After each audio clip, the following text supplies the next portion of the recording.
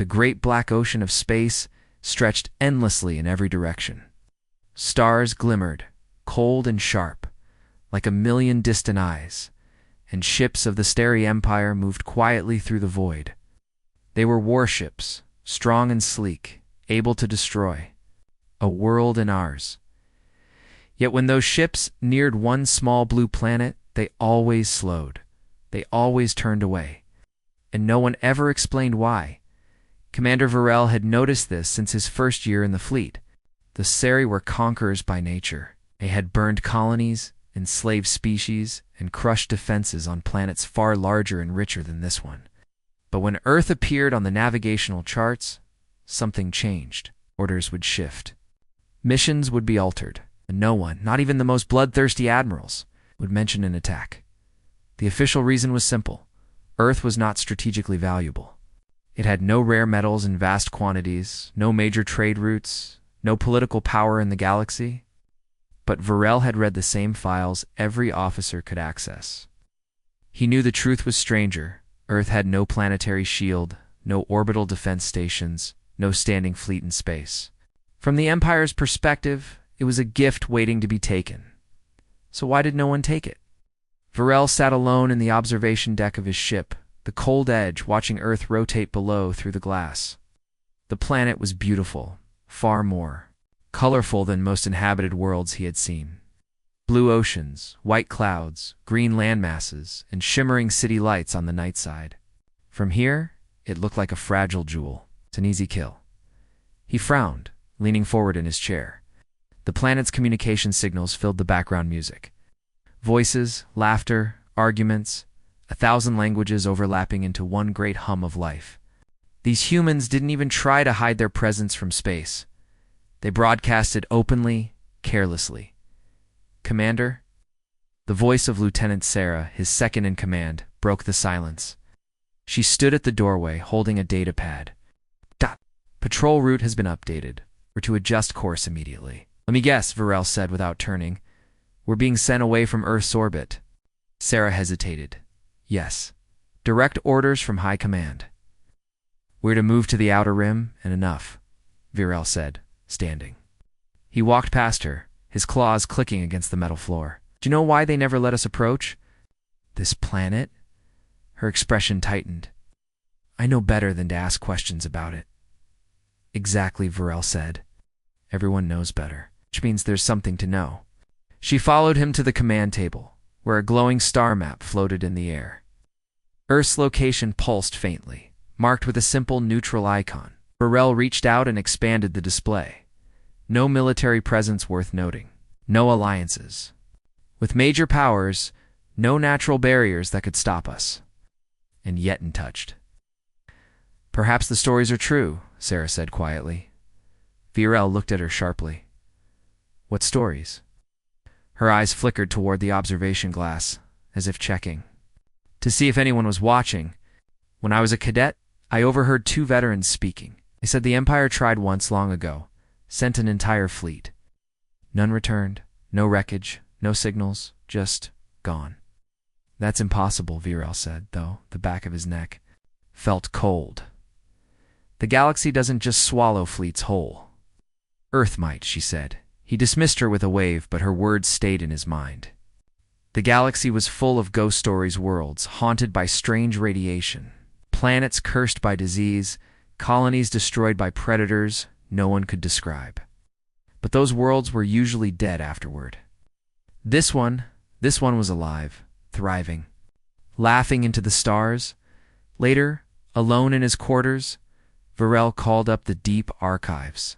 Most of it was restricted, but he knew how to slip through the weaker firewalls. He searched for records of military activity near Earth over the last 1,000 years. Most files were blank or corrupted. Others had been deliberately erased. But then he found a fragment, just a small piece of a much larger report. It was only 3 words, stamped in urgent military code. "They remember still." He leaned back slowly, staring at the words.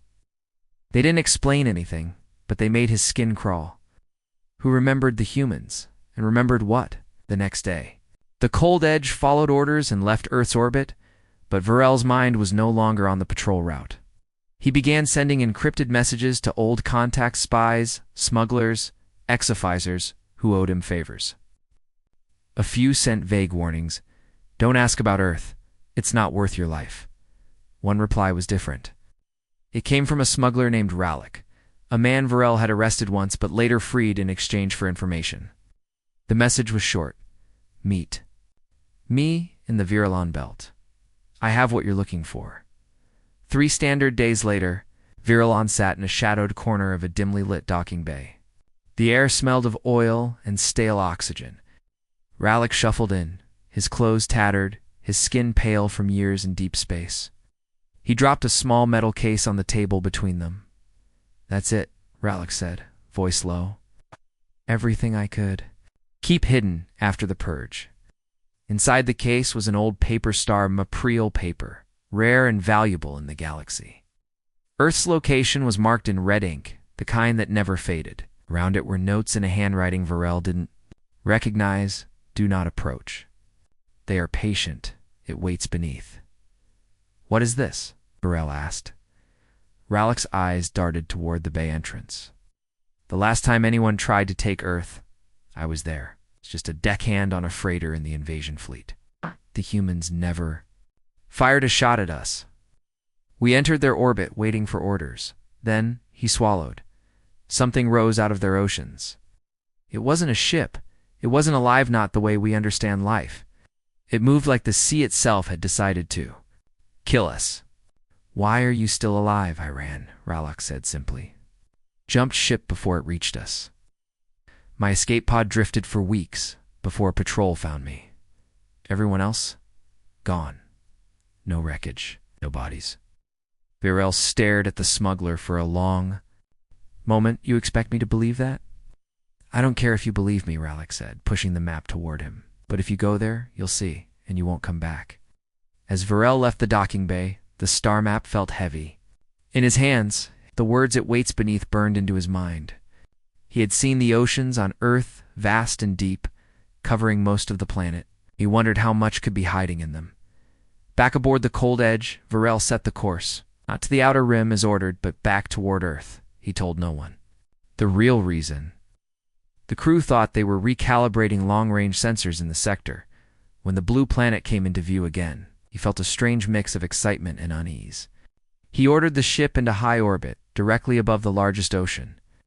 The signals from below were normal weather patterns, shipping routes, human transmissions. But beneath the surface, the sensors struggled. The deeper they scanned, the more. The data became distorted, as though something was jamming them. Then, for a fraction of a second, one reading came through clearly, a pulse. Rhythmic, slow, like a heartbeat. Varel stared at the screen. Hardly breathing, Commander Sarah said softly, "We're picking up something unusual." "Yes," he said, his voice low. "I see it." The pulse came again, slightly stronger this time. It was almost as if it were answering the scans. Varel leaned closer to the console. "Increase power to the sensors. I want a clearer picture." Crew obeyed. The screens flickered with static. The pulse grew louder in the speakers. Then, through the interference, there was something else. Not just a sound, a shape. It was massive, stretching farther than the sensors could measure. It moved slowly, deliberately, deep below the waves. The pulse came again. This time, it almost sounded like a word. Virel didn't understand it. Not yet. But as he stood there, watching the signal rise from the depths, he felt certain of one thing. Earth was not defenseless. It was waiting, and it knew he was here. The rain was falling. Hard on the smuggler's station, tapping against the metal roof like impatient fingers. Virel stood in the shadows of Dock 12, his cloak wrapped tightly around him. The air here smelled of rust and damp wires. Ships came and went, their engines roaring briefly before fading into the background hum of the station. Rallic arrived late, limping slightly, his eyes darting around as if someone might be following him. He carried the same metal case Varel had seen before, its surface dented and stained with age. "You came back," Rallic muttered, sliding into the seat across from Varel. "Not smart, Commander. Not smart at all. I need the rest of the..." Story, Varel said, his voice low but firm. You don't want it. I'm asking anyway. Rallick hesitated, then unlocked the case. Inside, along with the paper star map, were several small crystalline chips data storage from at least a century ago, the kind used before the Empire standardized its archives. This, Rallick said, pointing to one chip, is all that survived from the fleet that went after Earth. Most of the records were wiped. This one was hidden in a freighter smuggling compartment. Varel picked it up carefully. And you've seen what's on it? Rallick nodded slowly. I wish I hadn't. The chip slotted into Varel's wrist console. A projection shimmered into the air between them, grainy, unstable, but still visible. It showed the interior of a starry battleship, alarms flashing red. The crew was shouting, voices overlapping in panic. Then the view shifted to an external feed. The camera was looking down at Earth's ocean from low orbit. The water was calm for a moment. Then, without warning, something vast broke the surface. It wasn't a ship.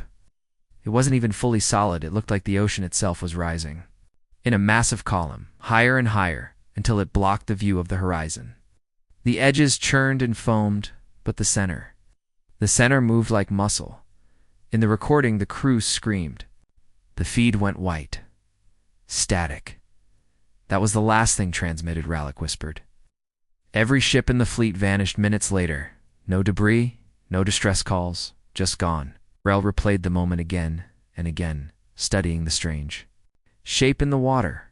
It almost seemed to look toward the camera before the feed cut out. What is it? Varel asked. Rallick shook his head. No one knows. Some think it's a weapon built by an ancient race. Others say it's alive older than the humans themselves. Whatever it is, it protects that planet. Varel tapped the table thoughtfully. And no one ever tried again? Oh, they tried, Rallick said. Little raids, scouting missions. None of them came back.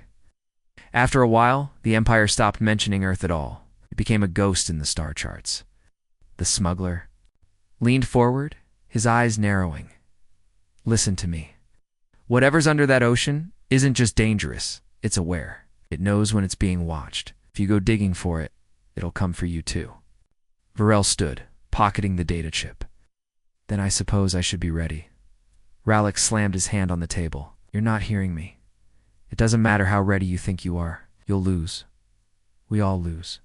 But Varel was all ready. Walking away, the image of that rising ocean burned into his thoughts. Back aboard the Cold Edge, he locked himself in the strategy room and studied the projection for hours. He slowed it frame by frame. The water moved like it had weight and purpose. At one point, in the instant before the feed cut, Varel could swear he saw something an eye, vast and dark, staring right at the ship. When Sarah entered, she found him standing motionless, the image frozen before him. You've seen this before? He said without turning. Sarah hesitated. I've heard rumors. The Academy calls it the Silent Tide, but that's just a name. No one knows what it really is. Is they will, Varel said quietly. I'm going to find it. Her voice dropped to a whisper. And if it finds you first? Varel turned, then his eyes hard. Then at least I'll know why Earth is untouchable. That night, the Cold Edge set a new course. Not to the outer rim, not to safety, but directly toward Earth's largest ocean. As the blue planet grew larger in the viewport, Varel could almost feel it watching back. The pulse from the depths began again slow, steady, impossible to ignore. And this time, the rhythm seemed to match the beating of his own heart. The Cold Edge slid silently into high orbit above the Pacific Ocean.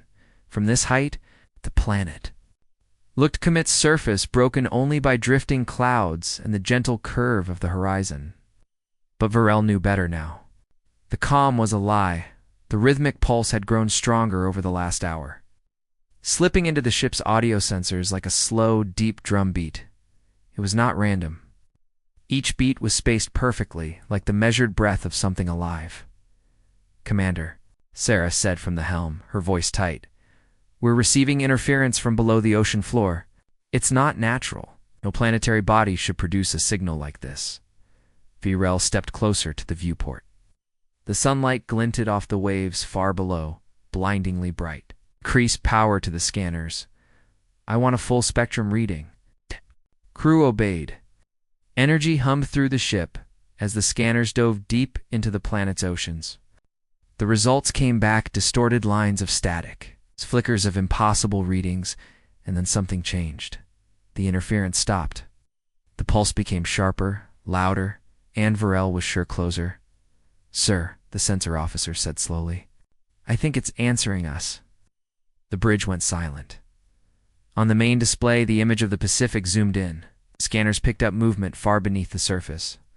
At first it was a vague shadow, blurred by miles of water. But as the reading sharpened, the shape began to emerge. It was massive, so massive that the screen had to zoom out to fit it entirely. Long, curved ridges ran along its back like the spines of some great creature. Its body seemed to merge with the ocean itself, flowing and shifting like liquid muscle. "It's not a ship," Sarah whispered. "No," Virel said, his eyes fixed on the screen. "It's part of the planet." The pulse came again deep enough to rattle the deck under their feet. This time, it was followed by a sound, low and resonant, like the beginning of a word. The crew exchanged uneasy glances. Virel's claws tapped. "Against the command console. Open a channel. Send a broad spectrum signal. Let's see if it really understands us." "Ah!" The signal burst from the ship, diving into the ocean below. For a few seconds, there was only static, and the speakers crackled in a voice not human, not mechanical, filled the bridge. It spoke in a tone so deep it felt like it was inside their bones. The language was strange, but the meaning slid into Virel's mind as if it had always been there. "You are far from home, small hunter." Several crew members recoiled in shock. Sarah's hand hovered over the comm controls. "To us?" Virel didn't move. "What are you?" he asked aloud. The voice came again, slow and deliberate. "We are the deep. We are the first. And you should leave." The last word hit like a physical shove, and for a moment, the lights on the bridge flickered. Virel's eyes narrowed. "Why does Earth need you to protect it?" There was a long pause. "Then it does not need us. We choose to stay." The shadow beneath the water shifted. The ridges along its back rose higher, breaking the surface for the first time. Enormous waves spread outward, rocking human ships thousands of kilometers away. "The others came before you," the voice continued. "They did not listen. They are gone." The deck vibrated as the pulse returned, faster this time. The water around the creature began to churn violently. Sarah stepped closer to Virel, her voice low. "Sir, we should leave before it." The creature's voice thundered through the bridge, cutting her off. "Do not test us." Virel's claws dug into the console. His instincts told him to retreat, but his curiosity burned hotter than fear. "Show me what happened to them," he said. The shadow below shifted again, curling upward. The water glowed faintly, with an eerie blue light. "If you wish to see," the voice said, "then come down to where they rest." The bridge fell into stunned silence. Virel straightened, his decision already made. "Prepare the descent protocols." Going into the ocean, a ripple of alarm ran through the crew. Sarah stepped forward. "Commander, that's madness. We saw the size of that thing.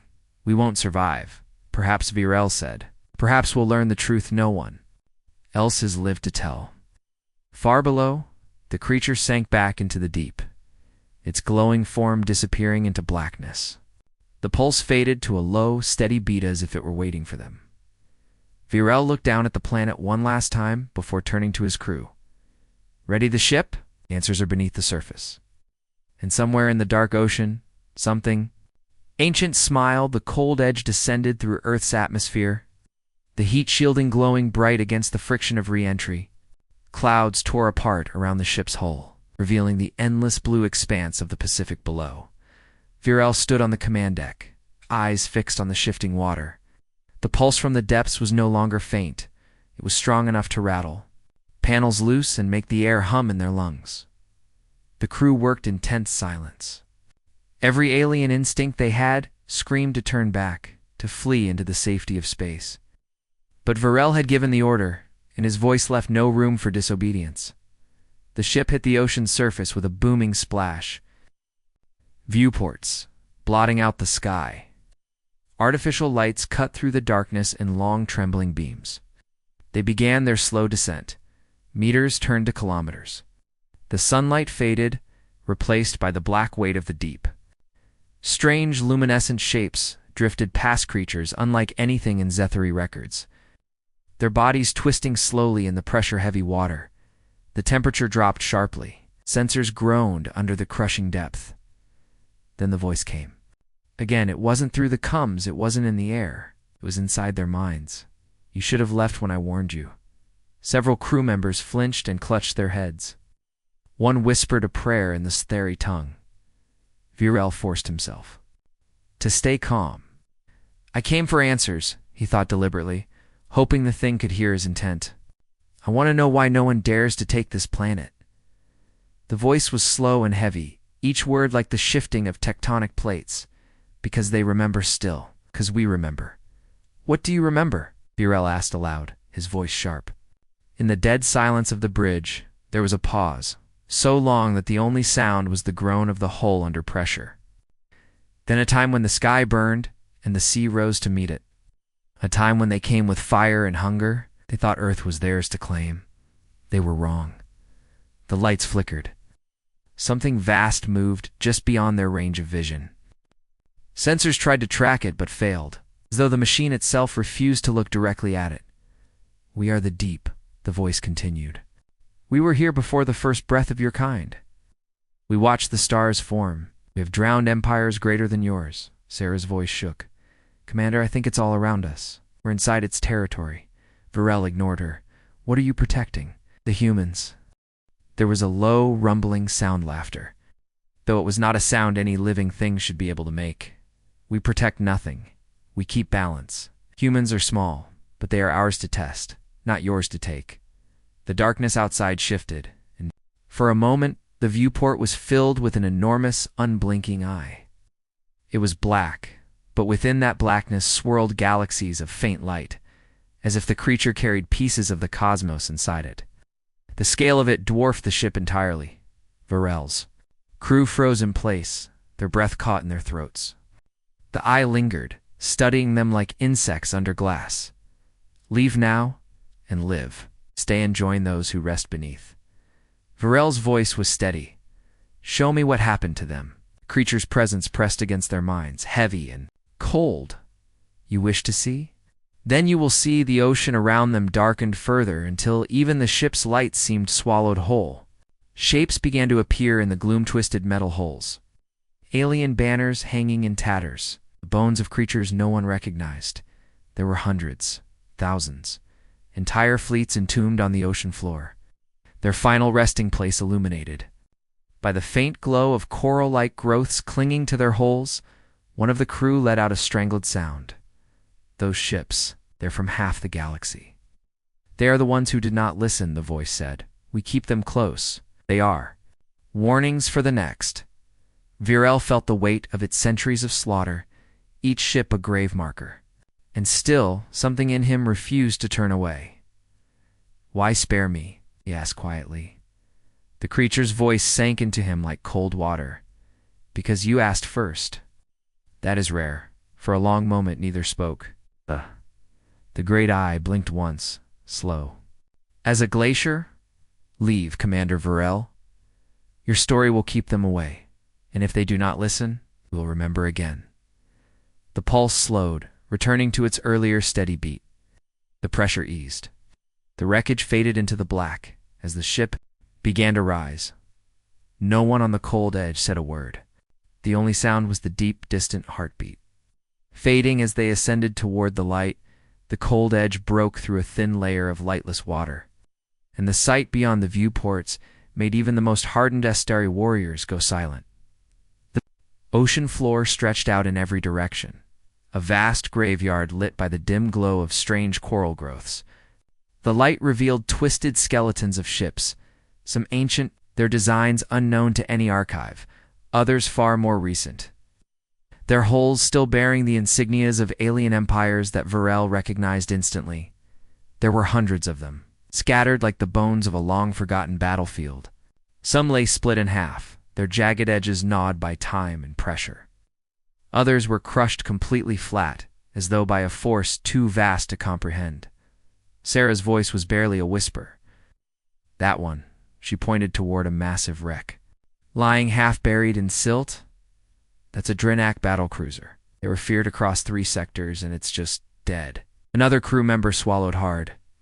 I see Galton frigates, Naxari warships, even Imperial designs from centuries ago. Varel's gaze swept across the graveyard.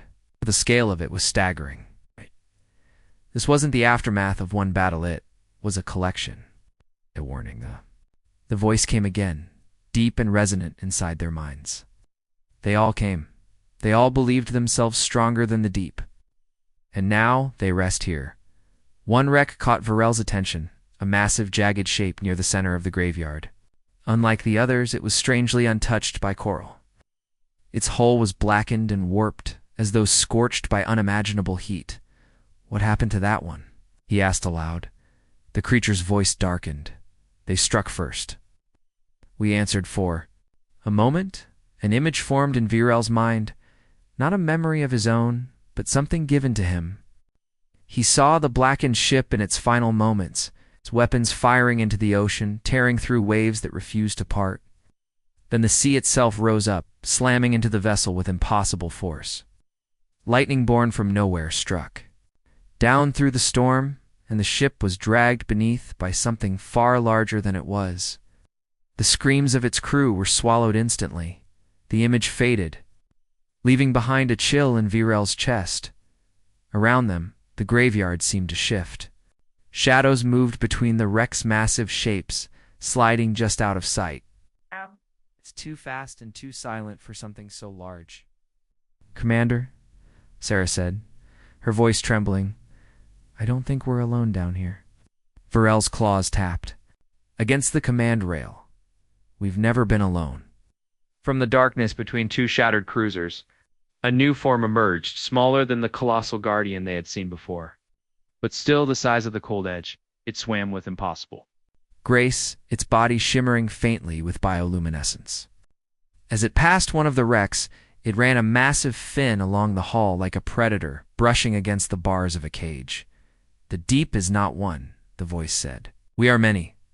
The smaller creature circled the cold edge, its eye black and endless locking. On Varel through the viewport, it didn't attack, didn't flee. It simply watched, like a judge waiting to hear the verdict. Varel's voice was calm, though every nerve in his body screamed for him to retreat. If you are many, why do you stay here hidden? The reply was slow, patient. Because we are. Not needed elsewhere. Yet the ship's lights caught another movement, a flicker of something enormous in the far distance. Beyond the graveyard, a shadow larger than the largest wreck drifted slowly through the water. Even from here, its outline dwarfed everything around it. The crew stood frozen, barely daring to breathe. You will go now, the Guardian said. You have seen enough. Virel hesitated. Every instinct told him that pressing further might be the last thing he ever did. But his curiosity, the same stubborn flame that had brought him here, burned hotter than fear. Not yet, he said quietly. Show me what happened to all of them. Show me the truth. There was no answer this time. The pulse grew faster, harder. The smaller creatures moved between the wrecks, restless, like a pack of predators stirred to attention. The great shadow in the distance began to turn toward them, and Varel knew they had just crossed a line. The pulse became a roar. It rattled the cold edge's hull so hard that tools and consoles shook loose, clattering across the deck. The crew gripped anything they could as the black water outside came alive with motion. Varel stood at the viewport, eyes locked on the great shadow in the distance. It was moving toward them now, with speed, but with inevitability. Its vast outline slid between the faint lights of the graveyard, blotting out entire wrecks in its passing. The Guardian's voice struck their minds, heavy as stone. You wish to see the last invasion? Then you will see it. The world around Virel dissolved. He wasn't in his ship anymore, stood in darkness, lit only by flashes of fire and lightning. Above him, the night sky was filled with alien warships, dozens, maybe hundreds, descending toward Earth in formation. Their hulls glinted. With the light of their own weapons charging, he felt the cold air on his skin, tasted the metallic temps of an incoming storm. Rain began to fall hard, sharp drops that quickly became a wall of water. The ocean before him rose unnaturally high, not from wind or tide, but from something pushing up beneath. From the depths, a shape emerged. It was the Guardian, but younger, faster, more furious. Its vast form towered over the waves, water cascading from its ridged back in sheets. Its eyes burned like black suns. The alien fleet fired first. Energy beams and plasma fire rained down on the surface. The sea did not scatter, it struck back. Walls of water rose like hands, slamming into ships with the force of mountains. The Guardian's roar shook the air, a sound so deep that the very clouds split apart. Virel saw ships torn in half by currents so strong they might as well have been solid steel. He saw lightning arc from the Guardian's body, striking with unerring precision, vaporizing entire cruisers in a single blinding flash. And then came the others, from beneath the waves. More shapes surged upwards, leak, massive, glowing faintly, in the dark. They moved with impossible speed, weaving between the wreckage, tearing into ships with fins and jaws and tails that could shear through metal like paper. The invasion fleet tried to scatter, but the sea itself turned against them. Storms formed in seconds. Waves the size of mountains rose and fell in calculated strikes, smashing vessels into the waiting deep. One massive battleship fired its main cannon directly into the Guardian's chest. The beam disappeared into its body, absorbed without so much as a flinch.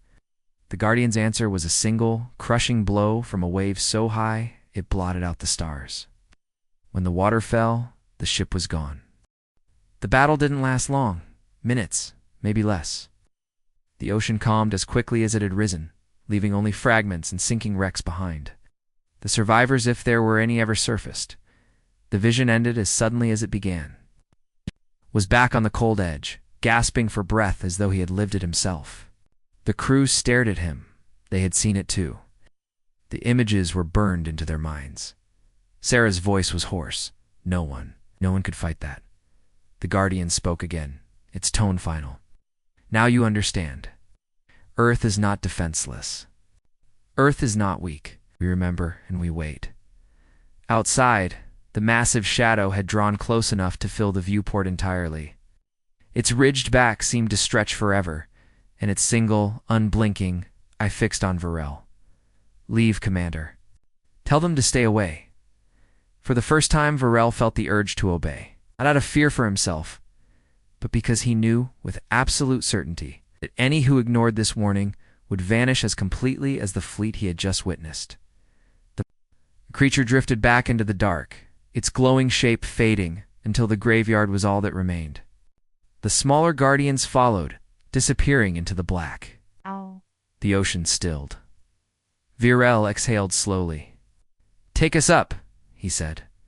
The cold edge began to rise, leaving the silent depths and their countless dead behind. But the pulse lingered in the ship's hull like a reminder. It was slow again, steady. The cold edge broke the surface under a sky smeared with gray clouds. Rain pattered on the deck, soft but relentless, as if the ocean itself whispered a warning with every drop. Virel stood on the bridge, staring toward the horizon. The coastline was faint in the distance, lights twinkling where human cities clung to the edge of the continent. He thought of the Guardian's voice, heavy in his bones, and the impossible violence he had witnessed. Sarah approached slowly, her eyes still wide from what they'd seen below. "Do you think anyone will believe us?" "No," Virel said, quietly. And that's the problem. They had agreed no records, no transmissions about what happened in the deep. No images of the Guardian, no proof. If word spread, there would always be some arrogant commander somewhere in the galaxy It would take it as a challenge, and then Earth would have to remind them. The crew went about their work in tense silence, guiding the ship toward orbit. But when the cold edge reached open space, the Cums came alive with an unexpected signal, one that wasn't meant for them. It was a broadcast, short, repeated in every major galactic language. A voice deep, slow, and undeniably the Guardian's A code. Through the bridge speakers, "We are the silent watchers of Earth. We do not seek war. But if war comes to this place, you will not return." Static swallowed the transmission. Then silence. Virel glanced at his crew. "That was no accident." "No," Sarah said. "That was a message." In the black beyond the viewport far below, the orbiting satellites, the oceans of Earth shimmered faintly, just enough for someone looking closely to see that something vast still moved beneath. And somewhere, in the cold deep, a slow, steady pulse continued,